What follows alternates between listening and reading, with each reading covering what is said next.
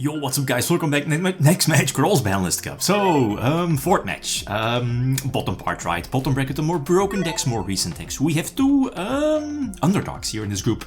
The first one here is Kashtira, first place YCS deck list, full power, having access to basically all the current banned cards. And speaking of banned cards, it's going to take on another deck that it's basically a pretty awkward format. You know, COVID 2020, where there were hardly any in real life tournaments, so mostly online tournaments. And Adamancipators is one of them, next to Eldlish is another example. Anyway, so going first, at least as we saw here, the votes, I think Kashtira got the advantage. What was it? 80%, I think. That's a lot. Over 20% for Adamancipator. Again, the more recent deck.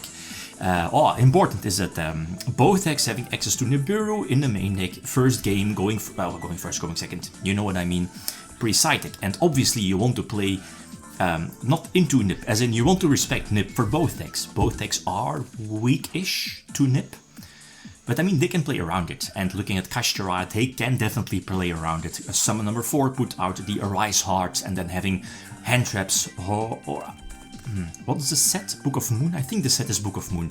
So there is, you know, good interruption, plus they can banish something off of the Arise Heart. So that's already a couple of interruptions that could make Adamancipator fold, basically, when going second.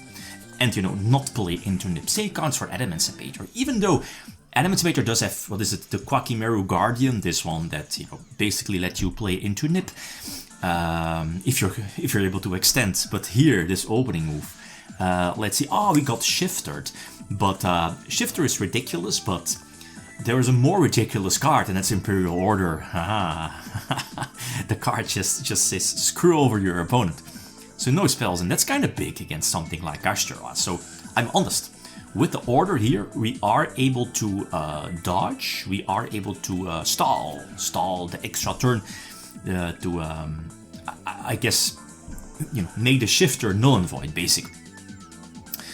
This is one of the few decks this year that has access to a Helki cross combo, you know, basically any, I was about to say one card, or basically any tuner, summon, tuner plus non-tuner or whatever, equals Helki, well, even double tuner, I guess. I guess so, yeah, I think so.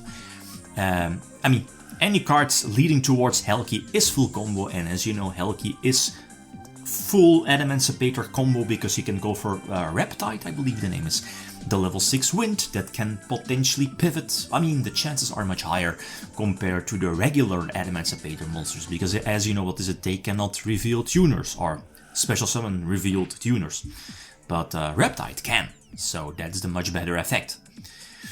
Let's see, Dragite level 8, we can bounce, and this should be more than enough to attack for a game. Just in case of Herald, I mean the deck again has access to Herald, just in case, right. Okay, so game number 3, I think what did we side deck in? Triple Lancia, as we have in hand, that's fantastic. What else? Dark Ruler No More is also there, Nips were already there, Droll I think?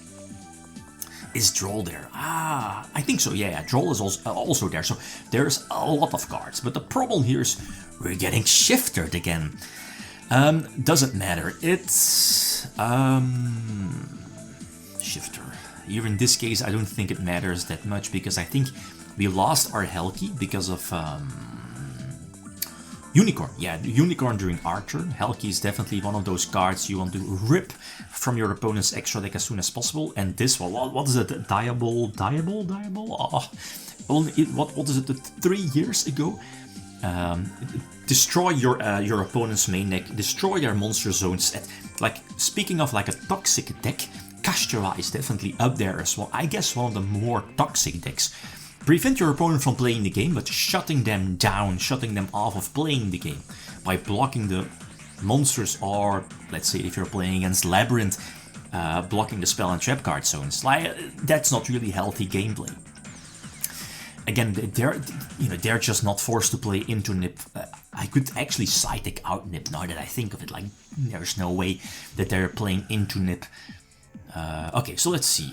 Going first again. We're opening order again. Apologies. That's okay. No spoilers, but I'll come back to that in a couple of moments.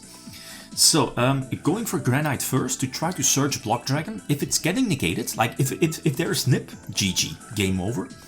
But no Nip, there's still Ashes, Ghost Ogre, Bells, Imperm.